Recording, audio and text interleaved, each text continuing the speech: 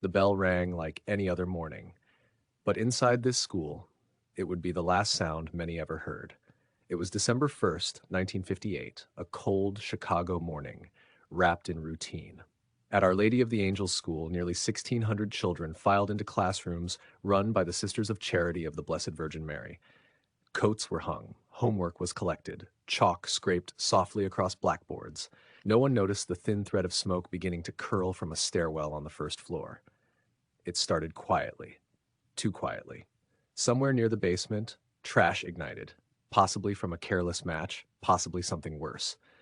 The fire crept upward through an open stairwell, feeding on old wood, varnished walls, and decades of complacency. The building had no fire alarms, no sprinklers. The stairwells were not enclosed. Smoke had nothing to stop it. In minutes, blackness climbed like a living thing. On the second floor, children in classrooms smelled something strange, sweet, sharp, wrong. Teachers opened doors and were hit with a wall of smoke so thick it erased the hallway. Panic followed confusion. Orders were shouted, then lost. Some teachers tried to guide students down stairwells already filled with fire. Others sealed classroom doors, believing help would come. This is where time fractures. Firefighters arrived fast, sirens screaming, but ladders reached only the second floor.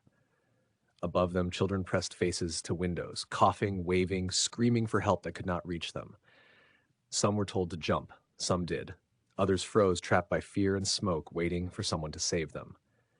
The smoke didn't burn like fire. It stole breath, it stole consciousness, it stole time.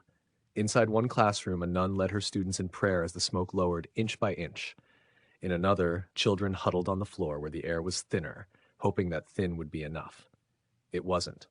By the time the fire was extinguished, 92 children and 3 nuns were dead. The city stood silent. Chicago asked questions it had never forced itself to answer before.